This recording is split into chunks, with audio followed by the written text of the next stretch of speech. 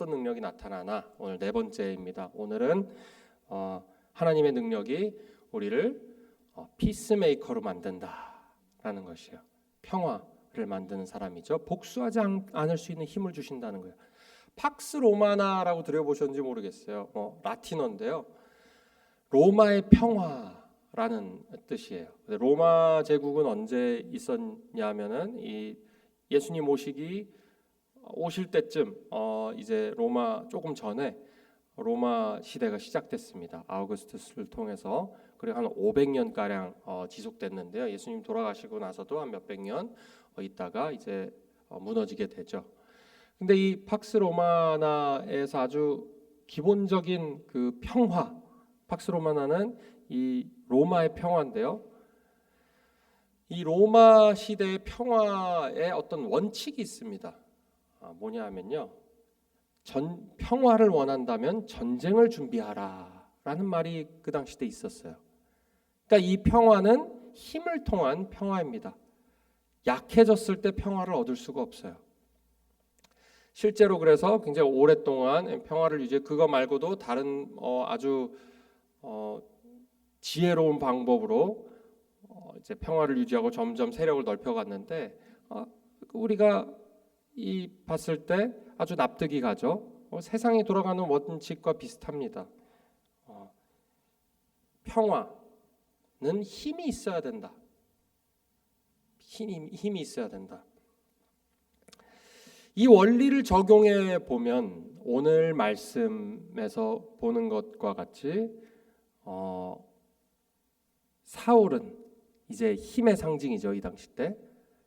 그리고 자신이 원하는 것, 평화를 위해서라면 다윗은 이제 걸림돌인 거죠. 자신의 세력을, 힘을 위협하는.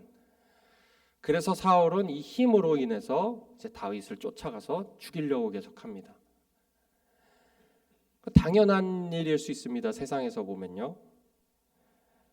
근데 오늘 사울은 아주 약점을 잡히죠.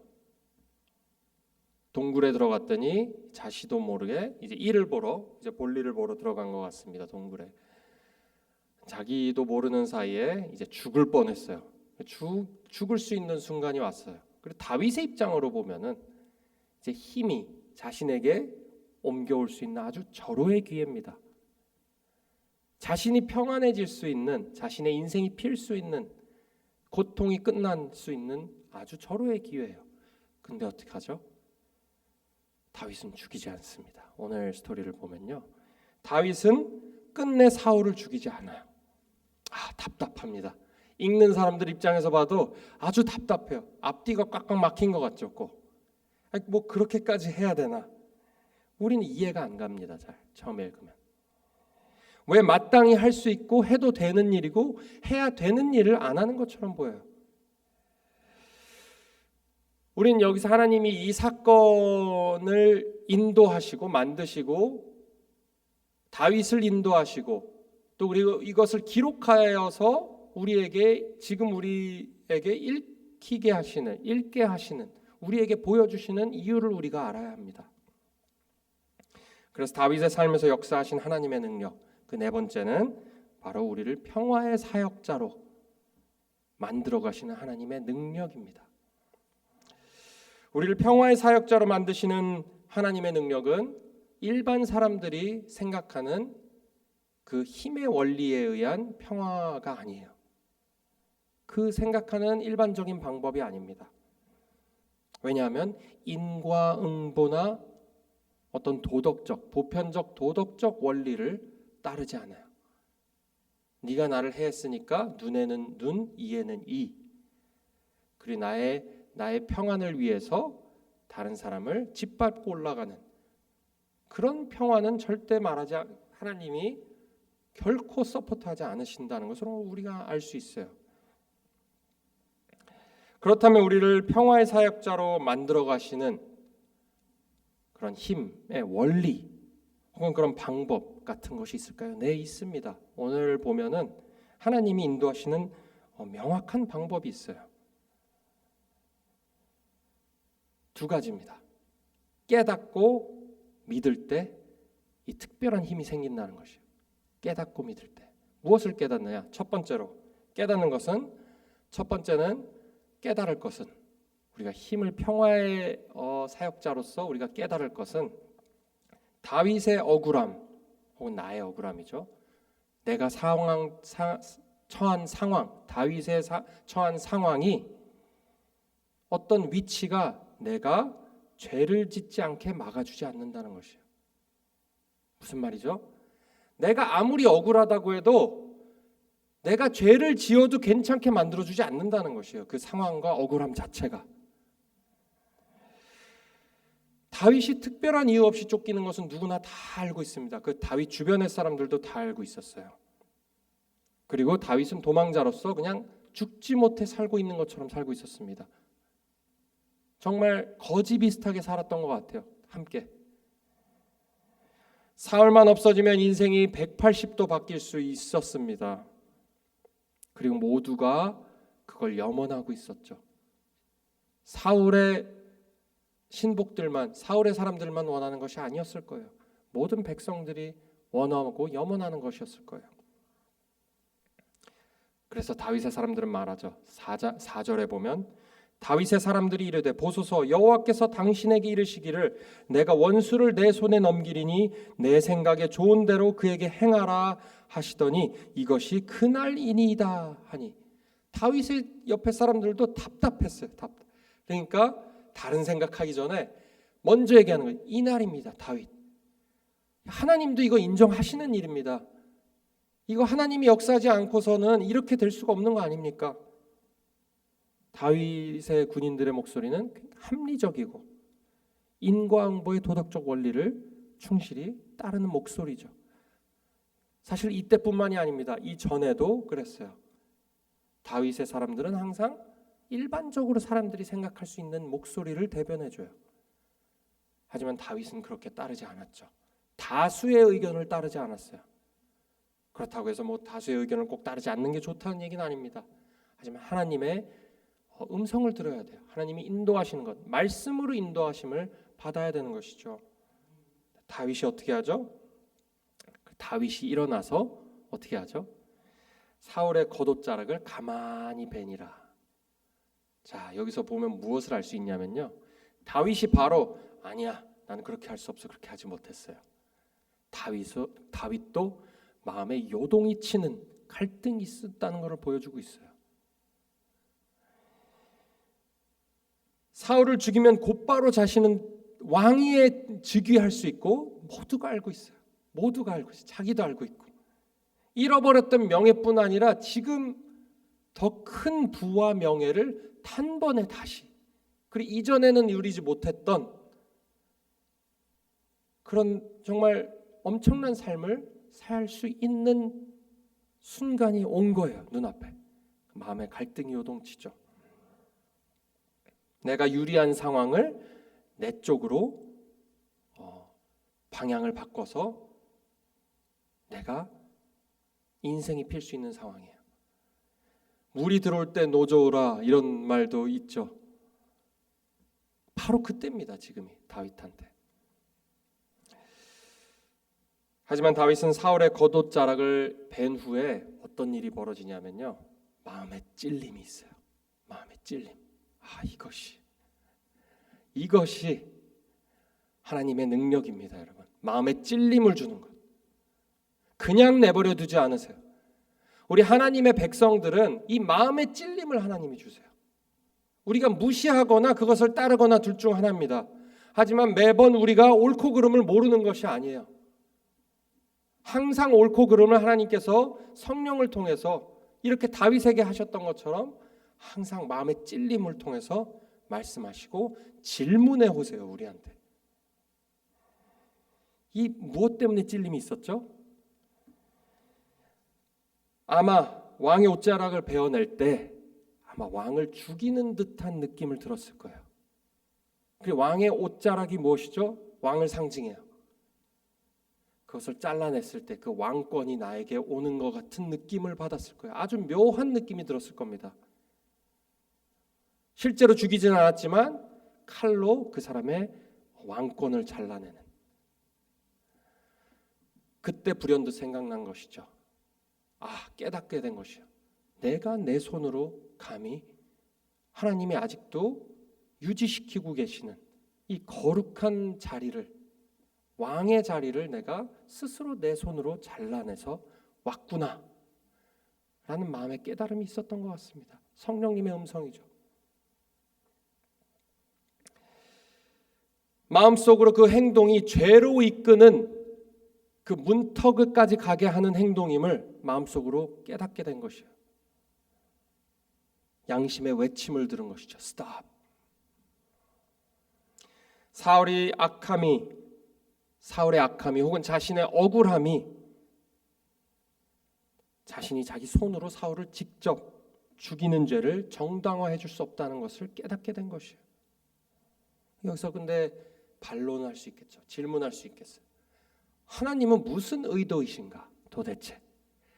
그럼 그것이 죄악이면은 처음부터 그런 기회를 주지 말 것이지. 왜 그런 기회를, 좋은 기회, 왜 갈등하게 하시고 거기서 힘들게 하시나 더. 앞에 먹을 것을 놔두고 먹지 말라고 하시는 것처럼. 좋은 질문이죠. 우리 모두가 생각하는 질문입니다. 여기서 하나님이 우리를 훈련하시는 방법을 봅니다. 우리가 하나님은 실제 상황을 통해서 우리를 시험하시는 분이에요. 시험하시는 분. 우리가 그 상황, 어떤 상황을, 갈등의 상황을 주셔서 경험적으로 우리가 올바른 선택을 할 수 있도록 인도하시는 거예요. 그리고 그냥 내버려 두지 않으시죠. 찔림을 주셨어요.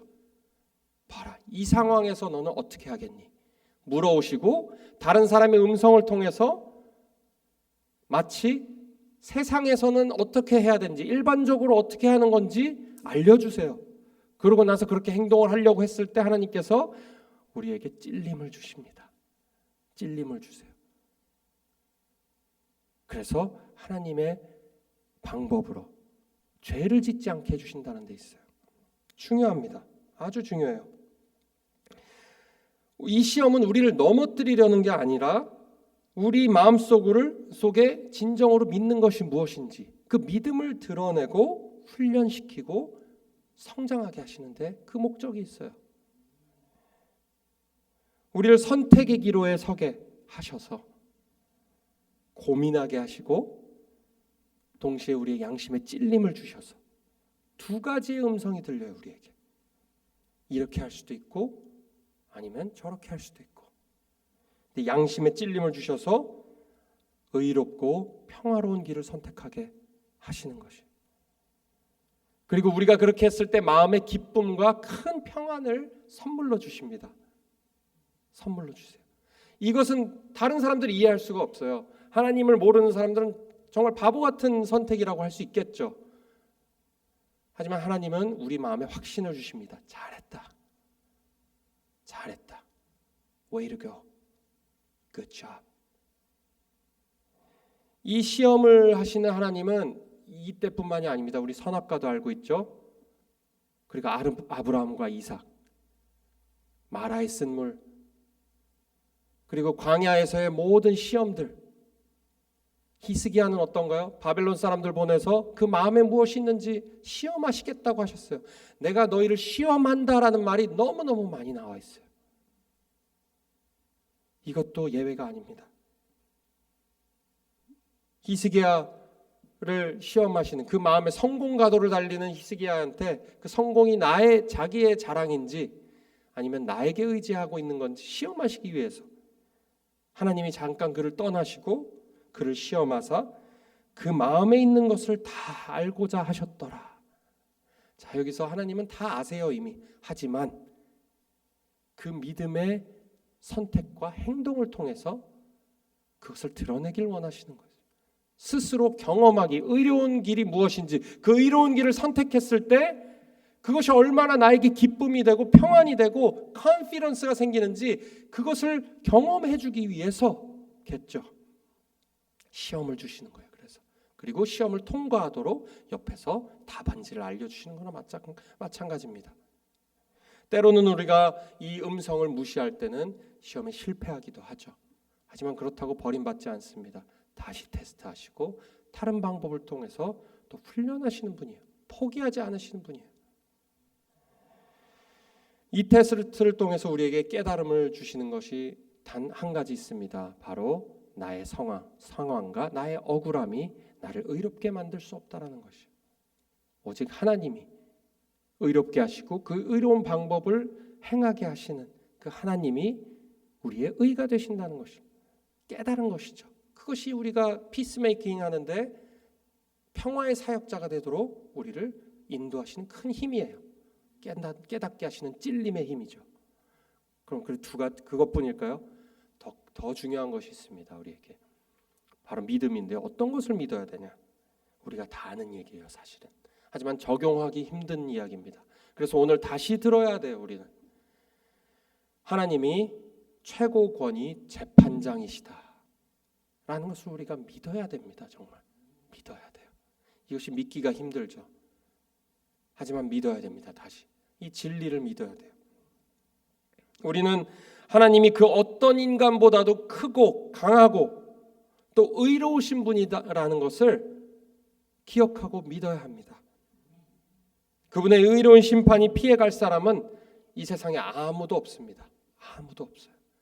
아무도 모른다고 해도 아무도 없습니다. 피해갈 사람은.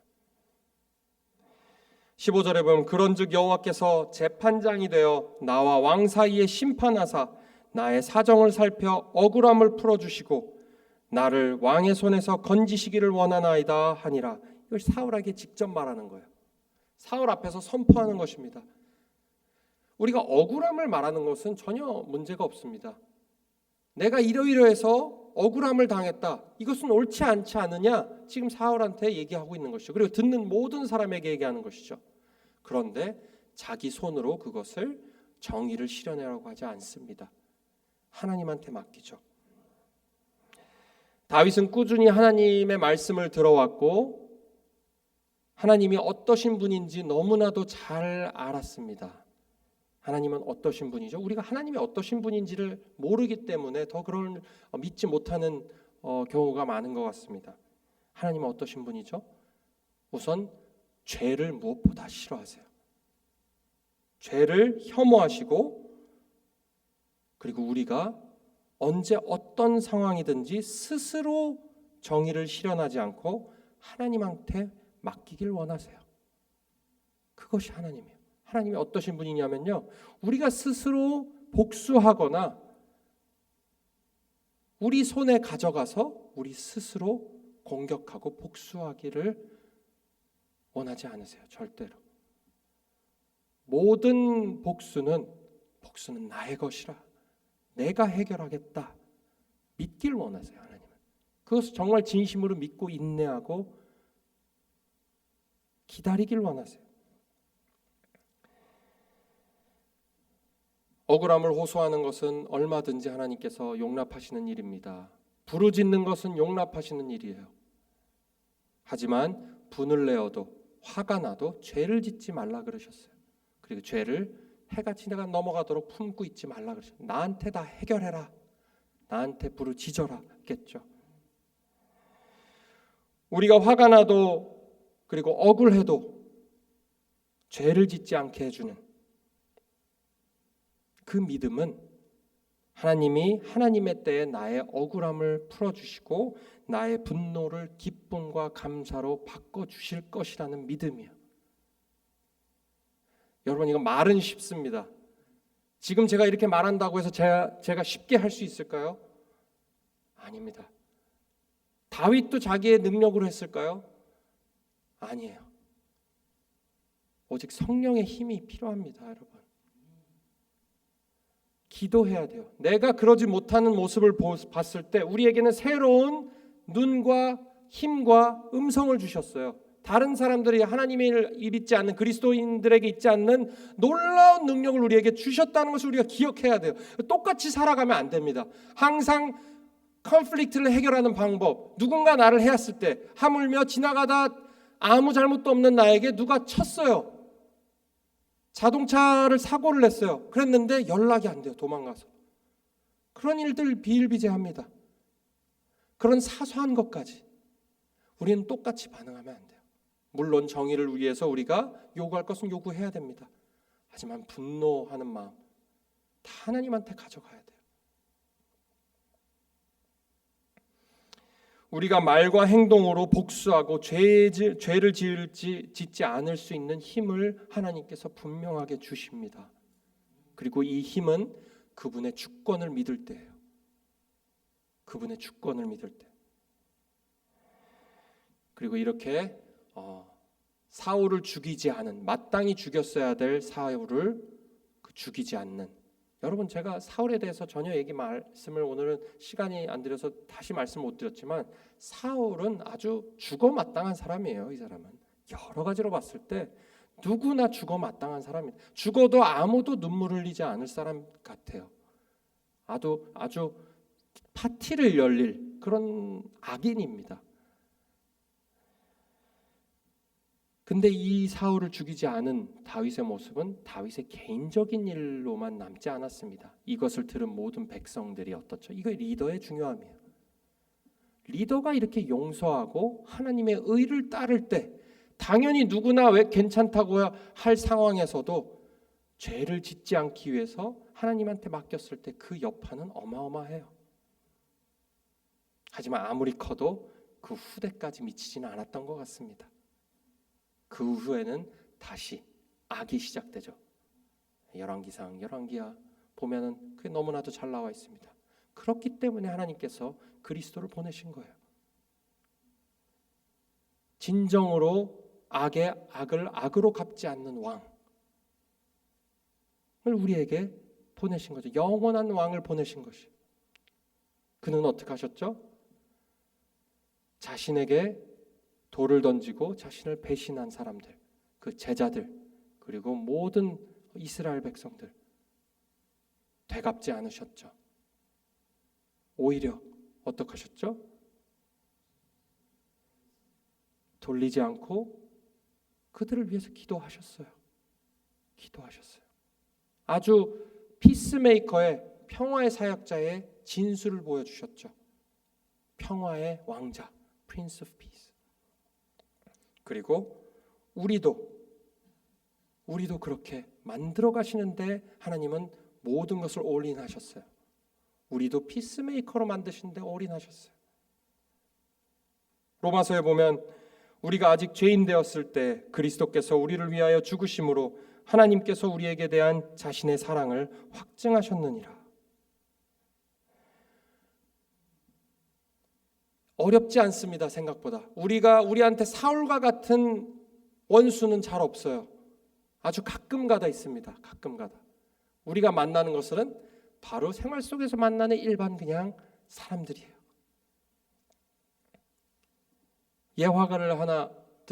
예를 들어서 하나 이야기를 하나 들려드리겠습니다.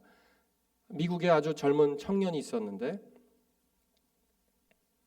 이 청년이 그리스도인이에요. 그래서 자기가 습관을 들여서 아주 신실한 청년이었어요. 그래서 기도를 매일매일 하는 습관을 이제 자기가 이제 가지게 된 것이에요.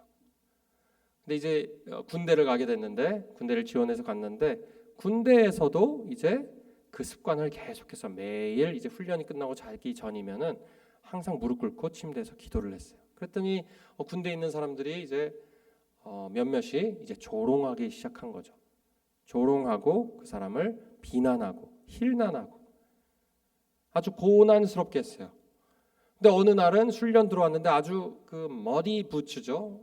여러 가지 그 진흙에 그냥 굴르다온 장화를 그 기도하고 있는 그 청년에게 다 던졌어요. 어떤 한 사람이.